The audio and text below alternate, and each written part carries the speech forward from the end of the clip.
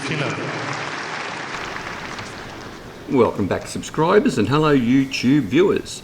On this occasion we're off to the Kooyong Stadium at the Kooyong Lawn Tennis Club, which is a Victorian Australian tennis venue located 17 kilometres or 10.5 miles from the state capital Melbourne in the suburb of Kooyong. The stadium was built in 1927 and has undergone several renovations. 39. It has a seating capacity of slightly more than 5,000. At its peak, the stadium was capable of hosting up to 15,000 patrons. Kooyong was the venue for the Australian Open whenever the tournament was held in Melbourne, becoming the permanent venue from 1972 to 1987, and it was the last Australian Open venue to play on grass courts. The tournament was moved to the hard courts of Melbourne and the Rod Laver Arena in 1988. Now, hard court surface, it remains the venue for the Kooyong Classic exhibition tournament.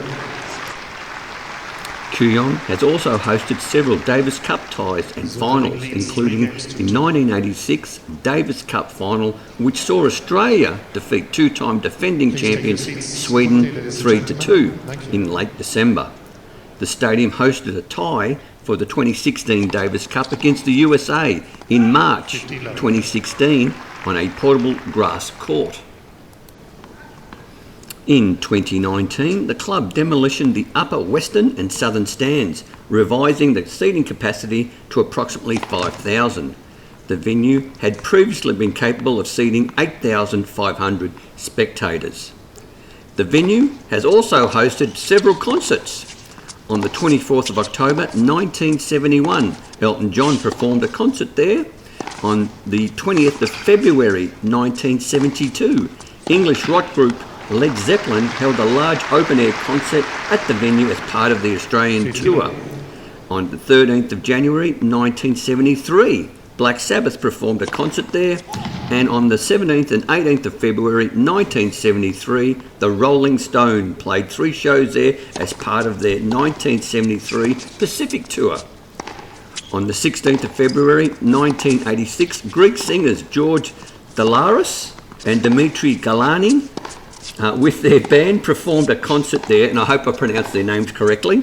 And in February 1986, Bob Dylan performed 3 concerts also.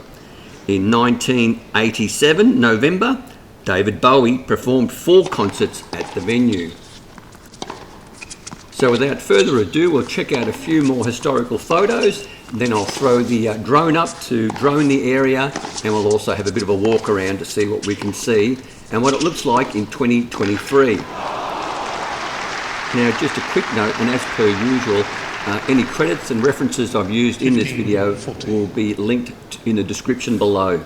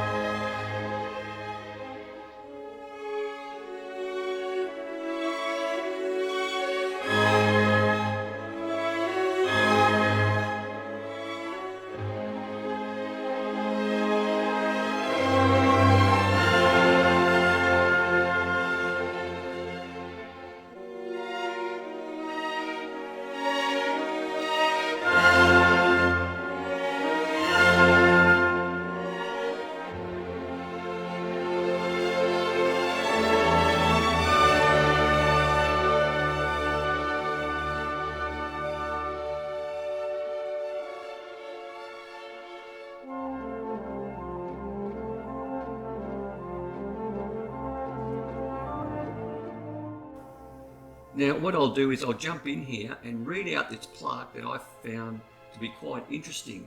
It's by the City of Stonington, and in particular the Stonington Historical Society, and it reads as follows, to save you having to press pause.